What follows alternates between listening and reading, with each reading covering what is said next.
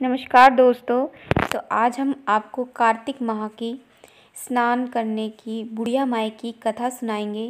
तो कथा सुनने से पहले जिन लोगों ने चैनल को सब्सक्राइब नहीं किया है तो चैनल को सब्सक्राइब कर लीजिए और वीडियो को लाइक कर देना ताकि आपको इसी प्रकार की कहानियाँ मिलती रहें। तो एक बार एक बुढ़िया माई थी जो चतुर्मास में पुष्कर स्नान किया करती थी। उसके एक बेटा और बहू थे। सास ने बहू को फलाहार बनाने को कहा तो बहू ने खाली टिफ़िन ही रख दिया। बेटा माँ को पहुँचाने के लिए पुष्कर गया। रास्ते में माँ से बोला, माँ फलाहार कर लो। जहाँ पानी मिला वहीं फलाहार करने बैठ गई तो भगवान की कृपा से खाली टिफ़िन फलों से भर गया। माँ ने फलाहार कर लिया। पुष्कर माँ के रहने के लिए झोपड़ी बनाकर बेटा वापस घर आ गया।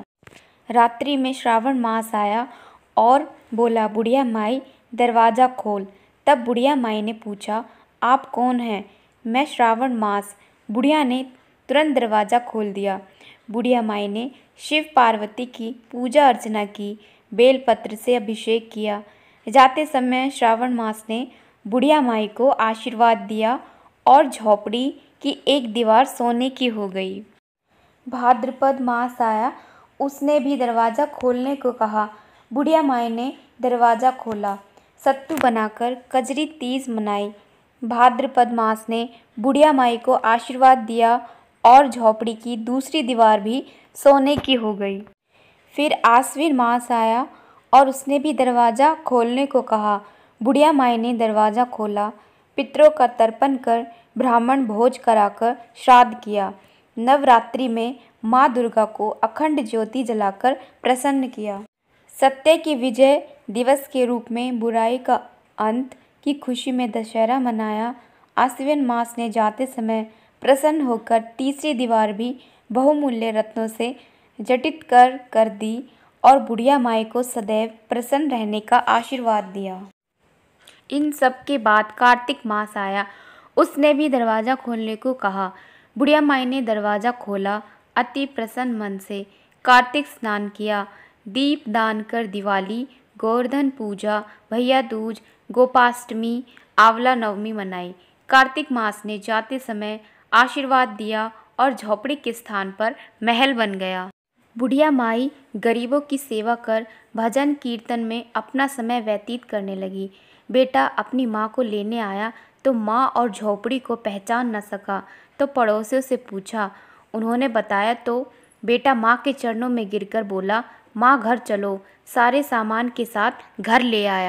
सासू माँ के ठाठ देखकर बहू के मन में लालच आ गया और उसने अपनी माँ को भी पुष्कर छोड़कर आने को कहा तो उसका पति अपनी सास को भी पुष्कर छोड़ आया। परंतु बहू की माँ की धर्म कर्म में बिल्कुल रुचि नहीं थी। वह 4 समय भोजन करती और दिन भर सोती। चारों मास आए और चले गए। जाते समय झोपड़ी गिर गई और बहू की माँ गधी की योनि में चली गई। क्योंकि औरत लक्ष्मी का रूप है और लक्ष्मी की तरह चंचल होना चाहिए। भगवान की पूजा और अतिथि का सम्मान और दान पुण्य करना चाहिए। बहू ने कहा, अब माँ को ले आओ। जब जवाई सास को लेने गया तो कहीं न मिली। लोगों से पूछने पर लोगों ने बताया कि तेरी सास धर्म कर्म कुछ न करती थी, खाती थी और सोती थी, जिससे वह गधी योनि में चली गई। जवाई गधी यानी सास को बांधकर घर ले आया। उसकी पत्नी ने पूछा, मेरी माँ कहाँ है? तब पति ने कहा, तेरे लालच की वजह से तेरी माँ गधी योनि में आ गई। बड़े बड़े विद्वानों, ब्राह्मण, ऋषि मुनियों से पूछने पर उन्होंने बताया कि तेरी सास के स्नान किए पानी से स्नान करने पर उसे मनुष्य योनि मिलेगी। तब उस बहू ने ऐसा ही किया और उसकी माँ पुनः मनुष्य योनि में आ गई।